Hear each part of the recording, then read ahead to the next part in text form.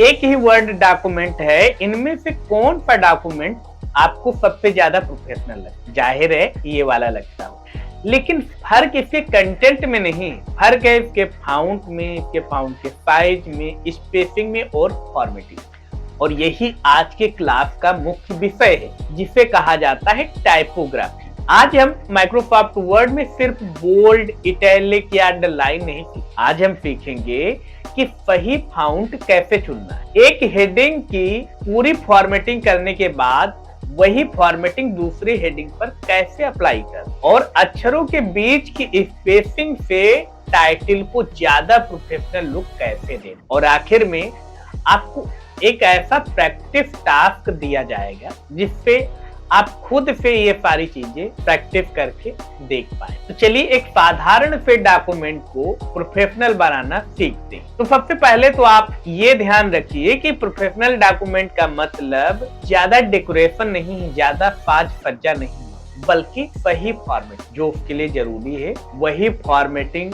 किया जाना ही professional document की पहचान। सबसे पहले चलते हैं वर्ड के होम टैब के फाउंट ग्रुप। ये यहाँ पे फाउंट ग्रुप आप देख रहे हैं, जिसमें आपको फाउंट का नाम, साइज, बोल्ड, इटैलिक, अंडरलाइन, ये सारे ऑप्शन आपको देखने को मिल जाते हैं, जिन्हें आप यहीं से कंट्रोल कर सकते हैं। यहाँ पे एक इम्पोर्टेंट सवाल ये है कि क्या हर डॉक्यूमेंट में कोई भी फाउंट इस्तेमाल कर सकते हैं? तो इसका जवाब है नहीं। फाउंट का चुनाव डॉक्यूमेंट के पर्पज के हिसाब से किया जाता है, यानी डॉक्यूमेंट का क्या उद्देश्य है उसके हिसाब से हम फाउंट का चुनाव करते हैं। जैसे अगर आप कोई ऑफिशियल लेटर या फिर रिज्यूम या फिर प्रोफेशनल रिपोर्ट बना रहे तो वहां पे रीडेबल और प्रोफेशनल फाउंट ज्यादा सूटेबल, जैसे एरियल हो गया, टाइम्स न्यू रोमन हो गया, इस तरीके के फाउंट का हम यूज करते हैं। वहीं अगर किसी क्रिएटिव इन्विटेशन या फिर डेकोरेशन डिजाइन में है तो वहां पे कौन सा फाउंट यूज करेंगे? तो वहां पर हम यूज करते हैं कोई फैंसी या फिर डेकोरेटिव फाउंट। तो यहाँ पे सिंपल रूल है, जैसे हमारा पर्पज बदला वैसे हमारे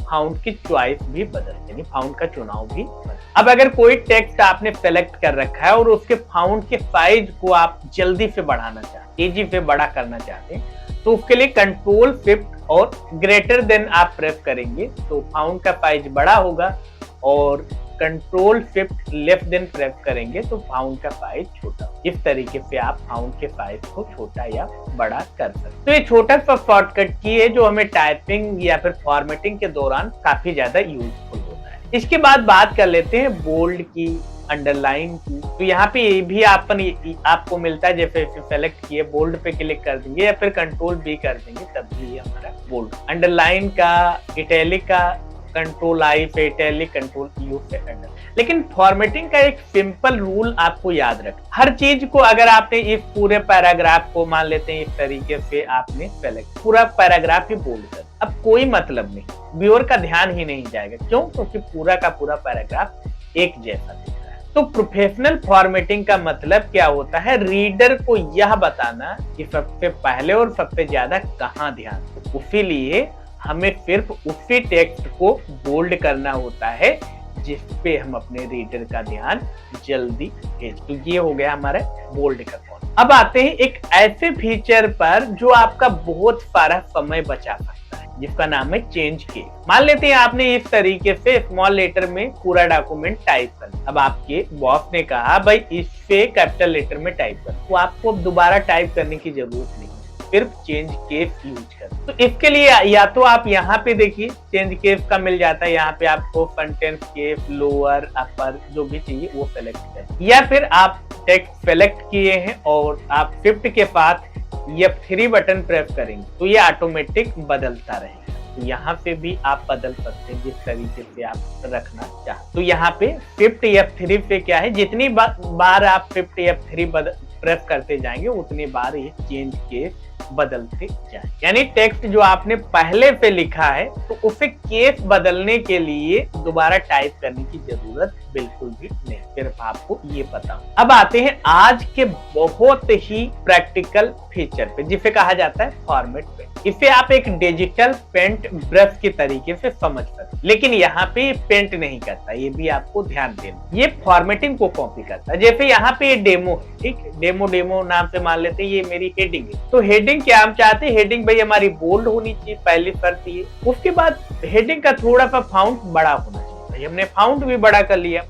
अब हेडिंग का भी कोई कलर प्यारा सा होना चाहिए, मान लेते हैं भाई मैं ये कलर यूज कर। अब हेडिंग क्या होनी चाहिए भाई, अंडरलाइन। इतनी चीजें हमने इस पे अप्लाई। अब मान लीजिए ये हेडिंग हमने तैयार कर लिया, जो भी हमें फॉर्मेटिंग वगैरह करनी थी वो सारी कर ली। अब इसके बाद ये हेडिंग है, ये हेडिंग है, सबको इसके जैसा ही बनाना। तो एक तो तरीका ये है कि फिर से हम सारे में इस तरीके से सेलेक्ट करें, बोल्ड करें, फाउंट का साइज बड़ा करें, कलर बदले, अंडरलाइन करें, इस तरीके से एक एक करके सारा प्रोसेस। तो यहाँ पे ये भी हो सकता है, मान लेते हैं हम फाउंट का साइज यहाँ पे मिसमैच हो जाता है, या फिर किसी में हम अंडरलाइन भूल जाते हैं, या किसी का कलर भूल जाते हैं। तो इससे क्या होता है, हमारा टाइम भी बहुत ज्यादा लगेगा और हमारे डेटा में गलतियां होने की गुंजाइश भी बहुत ज्यादा। तो हम क्या चाहते हैं, यहाँ पे हमारा ये काम फॉर्मेट पेंटर सेकेंडों में कर। सबसे पहले जो आपने स्टाइल तैयार किया उसे सेलेक्ट कीजिए और फॉर्मेट पेंटर पे क्लिक करें। उसके बाद जिसे इसके जैसा बनाना उसे सेलेक्ट कर लीजिए। ये देखिए सेम उसी के जैसा बन गया। फिर से फॉर्मेट पेंटर पे क्लिक कीजिए और इसे सेलेक्ट कर लीजिए, ये भी उसके जैसा ही बन गया। अब यहाँ पे एक छोटा सा आपके लिए बोनस टिप आपको देते। यहाँ पे अभी क्या है, हम बार बार इसे सेलेक्ट करते, बार बार दूसरे को सेलेक्ट करते, उसके जैसा हो जाता है, फिर उसे सेलेक्ट करते, फिर से फॉर्मेट पेंटर करते, उसके बाद अगले को। ये आपको करने की जरूरत नहीं। एक बार आप इसे सेलेक्ट कीजिए और डबल क्लिक कर दीजिए फॉर्मेट पेंटर पे। अब आप जितनी भी बार इसे अप्लाई करना चाहते हैं, सिंपल आप उसे सेलेक्ट करते जाइए और वो उसके जैसा बनता जाएगा और आपको दोबारा से फॉर्मेट पेंटर पे क्लिक करने की जरूरत। और जब भी इसे बंद करना है तो कीबोर्ड से एस्केप बटन प्रेस कर दीजिए, ये ऑप्शन हमारा डिसेबल हो जाएगा, इनएक्टिव। तो एक बार फॉर्मेटिंग तैयार कर लीजिए और वही फॉर्मेटिंग बार बार मैनुअली करने से आप बच सकते हैं फॉर्मेट पेंटर के। अब मैं आपको आज का सबसे हिडन फॉर्मेटिव फीचर दिखाने वाला हूं, जो आपको साधारण वर्ड की विंडो पर देखने को ही नहीं मिलता है और बहुत सारे लोग इसका यूज ही करना नहीं। इसका नाम है कैरेक्टर स्पेस। आपने कई प्रोफेशनल डिजाइन में या फिर ब्रांड के टाइटल में देखा होगा कि लेटर्स के बीच में थोड़ा कंट्रोल्ड स्पेस होता है। इसी तरीके की स्पेसिंग आप माइक्रोसॉफ्ट वर्ड में भी क्रिएट कर सकते हैं। जैसे यहाँ पे अगर आप ध्यान से देखें तो यहाँ पे भी राणा टेक ज्ञान सोनी सैमसंग लिखा हुआ, यहाँ पे भी लिखा हुआ, लेकिन यहाँ पे देखिए थोड़ा सा वर्ड के बीच में स्पेस छोड़ा गया। ठीक है, वैसे जनरली यहाँ पे स्पेस है नहीं, लेकिन यहाँ पे स्पेस दिख रहा है ताकि हमारा जो टाइटल है, जो हमारा हेडिंग है, वो अच्छे से। तो इसके लिए क्या करना, सबसे पहले आप उस टेक्स्ट को, उस मैटर को सेलेक्ट करेंगे जिसमें आप स्पेस ऐड करना है। उसके बाद यहाँ पे आप फाउंड ग्रुप और पैराग्राफ ग्रुप देख रहे हैं, इनके बीच में जो ये यहाँ पे पॉइंट दिख रहा है, जिसे फाउंड डायलॉग बॉक्स लॉन्चर का है। अब यहाँ पे ये है पैराग्राफ लॉन्चर बॉक्स, यहाँ पे ये स्टाइल लॉन्चर बॉक्स। तो इस पे हम क्लिक कर देंगे और जैसे इस पे क्लिक कर देते हैं तो यहाँ पे एडवांस टैब में आ जाएंगे और यहाँ पे दिख रहा है स्पेस, इसको सेलेक्ट करेंगे और यहाँ पे एक्सपेंड पे क्लिक करेंगे। बाई में क्या करना है, यहाँ पे हम मान लेते 3 दे देते और ओके कर। अब देखिए यहाँ पे प्रॉपर स्पेस और बहुत अच्छी तरीके से हमारा यहाँ पे जो टाइटल है वो दिख रहा है। तो यहाँ पे आप बहुत ही ध्यान से देखिए, फाउंट साइज वही है, फाउंट का स्टाइल वही है, सिर्फ हमने कंट्रोल्ड स्पेस बीच में डाला और हमारा जो हेडिंग या टाइटल है वो बहुत ही अलग तरीके से यहाँ पे दिखाई पड़ने लगा, बहुत ही प्रोफेशनल लगने लगा। तो आज की पूरी क्लास को सिर्फ 4 पॉइंट में आपको याद रखना है। पहला पॉइंट, फाउंट डॉक्यूमेंट के पर्पज के अनुसार आपको फाउंट का चुनाव करना।